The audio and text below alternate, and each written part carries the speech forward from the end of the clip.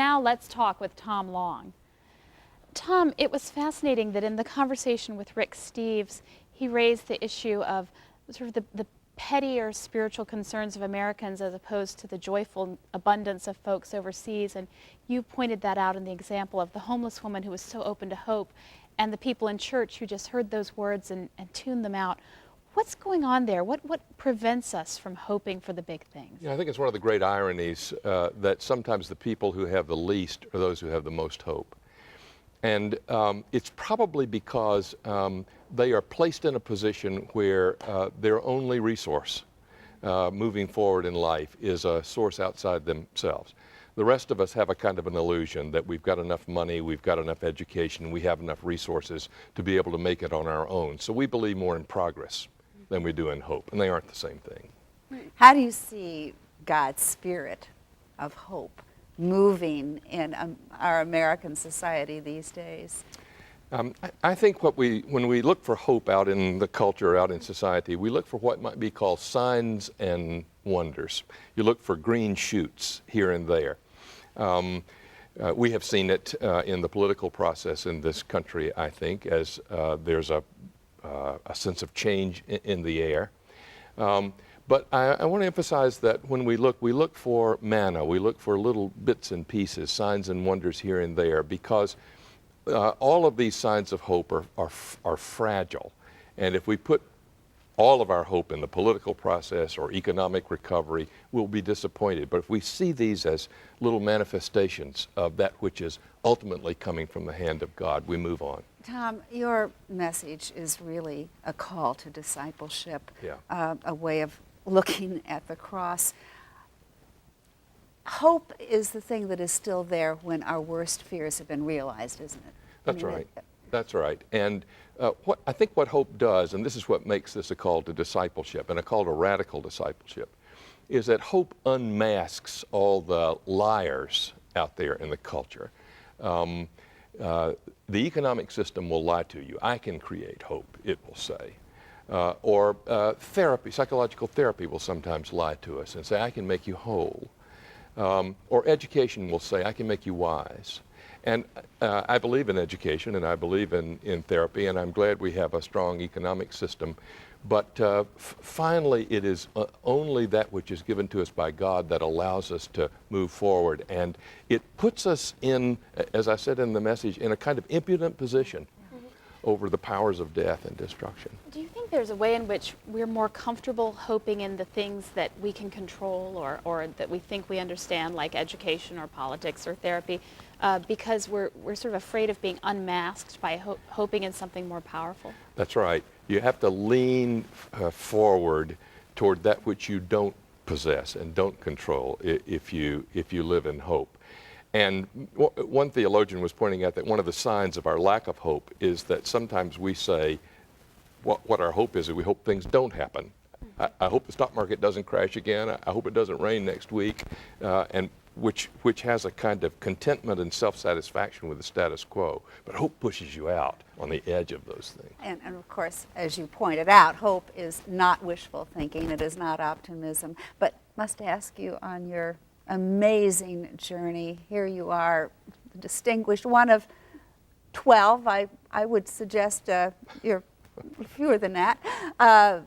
Most outstanding, effective preachers in the English language. I mean, Tom, that's huge. Has there ever been a time in your spiritual journey when you have been on the edge, maybe without hope, facing despair? Sure. In large and small ways. When my daughter was born, for example, we found out within a matter of days that she needed fairly serious surgery. And so we had the experience of handing our 7-pound daughter across the threshold of the operating suite. And you're pressed onto hope at that point.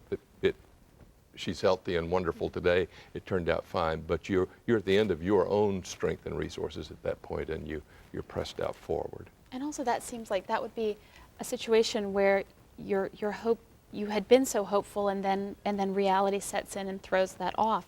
I think when you go through a disappointment like that, it makes it harder to hope the next time? How do you get back up on that horse of hope? Yeah, well, I think that's why the community of faith is so important, because for all of us, faith and hope and love go up and down, depending on our circumstances. And so when we are fragile, we need people around us who are strong. Let me follow up though. Yeah. Sometimes when you're in a community of faith and you're going through something really difficult or you're grieving, people will sort of toss off that expression of, oh, well, you just need to hope, and you need to hope in God, almost too casually, in a way that sort of doesn't honor the real worries or the real grief.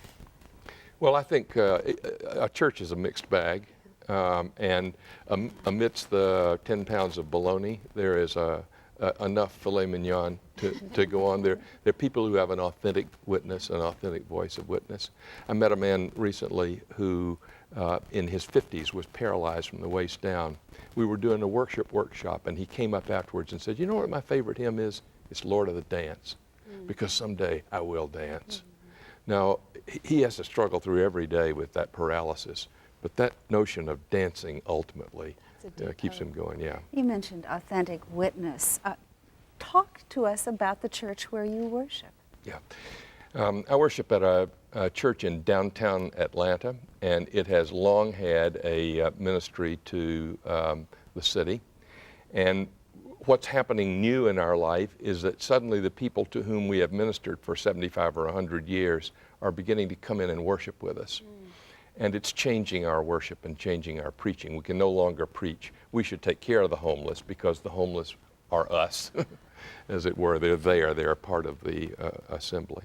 And you have to be so careful not to romanticize the life of poverty, or That's right. to say casually that these people are more in touch with God in other countries. You have to be so careful not to trivialize that experience. Yeah, poverty is not beautiful.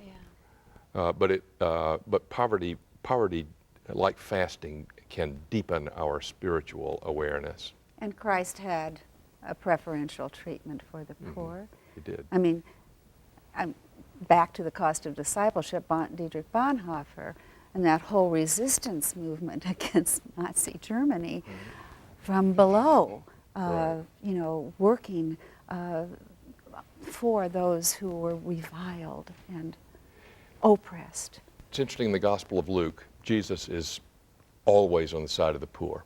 And so it comes as an absolute astonishing surprise late in the book when he ministers to a rich man, Zacchaeus. Suddenly the gospel embraces everybody. But it has to strip away before it can include those of us who are, have the pride of resources. Tom, I know you're devoted to the church as an institution, even though you see the baloney in it. What's your deepest hope for the church?